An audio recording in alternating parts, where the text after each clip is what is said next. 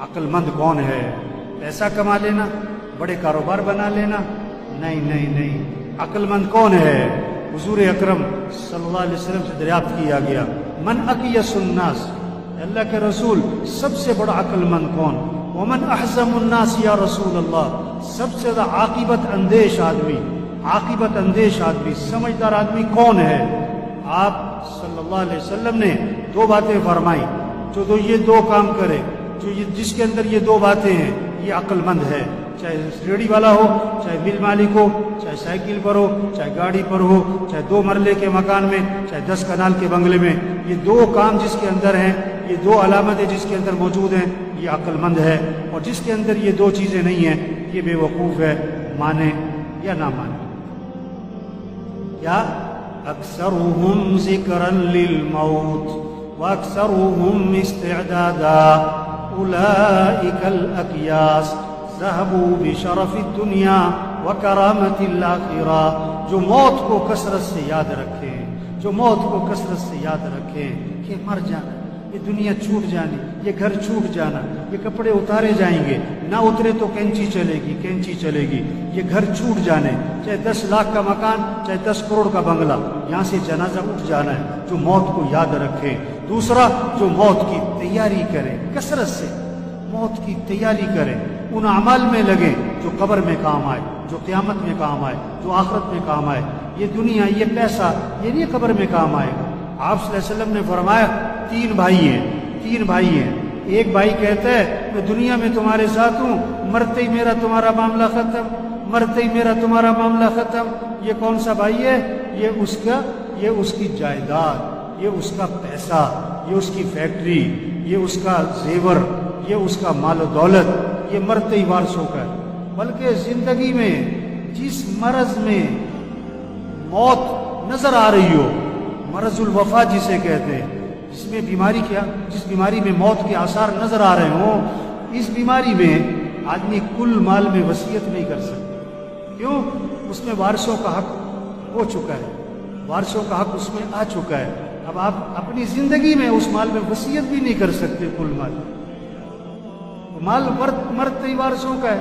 دوسرا بھائی کہتا ہے میں زندگی میں تیرے ساتھ ہوں، مرنے کے بعد تجھے غسل دوں گا، کفن دوں گا، جنازہ پڑھوں گا اور قبر میں تجھے دفن کروں گا، اور دفن کرنے کے بعد میرا تیرا معاملہ ختم۔ یہ اس کے دوست، رشتہ دار، باپ، بیٹا، اس کا بھائی، اس کا خاوند، یہ زندگی تک، جنازے تک، دفنانے تک، اس کے بعد سگی ماں کو دفنا کے واپس آ جاتے، سگے باپ کو دفنا کے واپس آ جاتے، جوان بیٹی کو گھر میں اکیلا نہیں چھوڑتے، اور مرتے ہی قبرستان میں اکیلا چھوڑا۔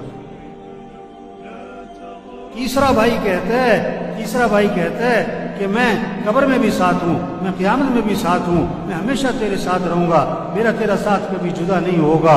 یہ کون سا بھائی ہے؟ یہ اس کے اعمال ہیں، اچھے ہیں یا برے؟ یہ اس کے اعمال ہیں جو ہمیشہ اس کے ساتھ چلیں گے، ہمیشہ اس کے ساتھ چلیں گے۔ تو حقیقی بھائی کون سا ہوا؟ کام آنے والا، نفع دینے والا، ساتھ دینے والا بھائی کون سا ہوا؟ اعمال ہیں۔ اور آج زور کس پہ لگ گیا؟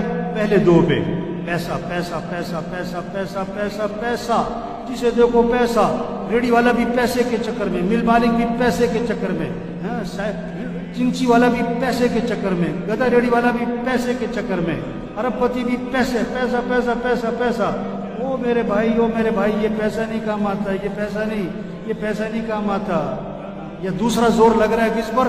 برادری میں نام ہو اور میرا خاندان میں میرا نام ہو، لوگ کہیں واہ واہ، کیا بات۔ اور جس بھائی نے قبر میں کام آنا ہے، قیامت میں کام آنا ہے، آخرت میں کام آنا ہے، اس پہ زور نہیں لگ رہا، نماز پڑھ لی، نہ پڑھی، قرآن پڑھ لیا، نہ پڑھا، زکوٰۃ دے دی ٹھیک ہے، نہ دی کوئی نہیں۔ ابھی رمضان گزرا ہے، روزہ رکھنے والے بہت تھوڑے تھے، نہ رکھنے والے بہت زیادہ تھے، اور روزہ رکھنے والوں میں سے تراویح پڑھنے والے بہت تھوڑے تھے، نہ پڑھنے والے۔